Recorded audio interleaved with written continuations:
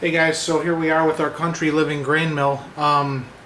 As you can see, I've attached it to this piece of wood, and I've used these clamps, regular wood clamps that you can get at Home Depot or any of the home improvement stores. I've done this because the type of grain mill that we purchased, it will attach permanently or semi-permanently with 4 bolts to a table. Since we don't want to drill holes into our table here at home, what I've done is I've just attached it to this board, and I'm using these clamps to clamp it down.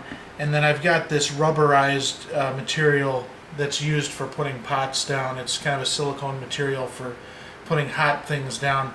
What I plan on doing is getting some rubber feet, and probably 4 or 6 of them, and attaching those. This keeps the grain mill, the bolts actually, from scratching the counter. Because what I've done here is underneath I've used carriage bolts. So by taking these carriage bolts and running them through, I'm kind of giving myself somewhat of a smoother underneath. That way, when I put the rubberized grommets down, it'll be a lot better. You could use a countersink and use flush screws as well, but I've just done it with the carriage bolts. So that's kind of the setup. This way we can dismantle this fairly easily and move it out of the way. It's not always going to be sitting here. If you have enough space for it, it'd be great to just mount this permanently into your kitchen area and you're good to go. But this is the way we're doing it. I've got these clamps, and it seems to be holding up pretty good. I use stainless hardware just because it will probably wash better and maintain itself longer. We're going to go ahead and we're going to mill some grain here down into flour, and what we're using today is this brown rice, and we're going to make rice flour out of this for gluten-free recipes. So we're going to pour some up here into the hopper, like so.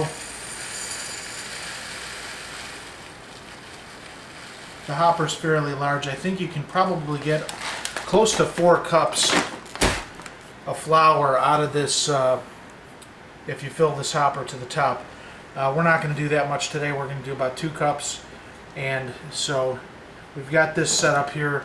What happens is we'll probably adjust this in the future, but this is just to keep this up close, because the flour comes out here and here, out of both ends of the grinder, out of the mill. Now this here is an adjustment that you can make the plates closer together or farther apart, and you can get a finer or coarser mill to the flour that you're trying to mill down.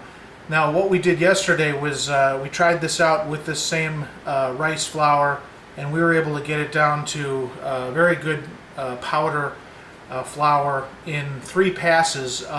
We had a coarse setting at first, and we tightened this down, made it a little bit closer together, and ran it through a second time, and then a third time until we had it down to flour. Very fine powder. What I'm going to try to do today is I'm going to try and do it in 2 steps.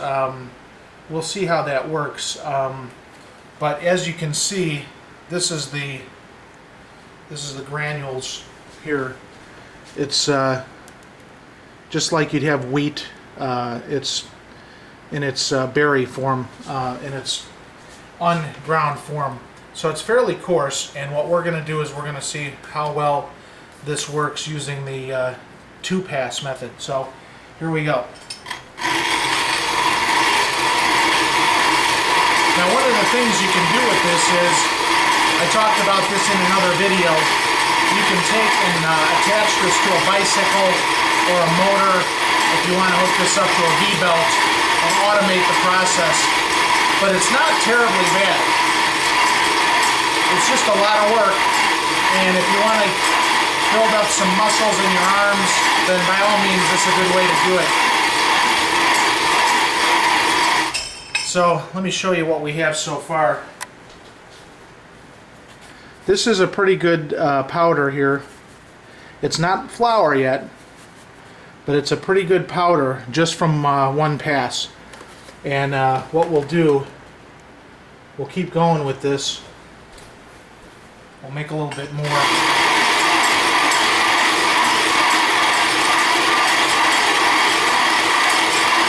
One of the things you want to make sure is that on top, that the whatever it is that you're grinding is going down into the hopper. It's pretty good at staying smooth and going down in there, but occasionally you might have to tap this down in.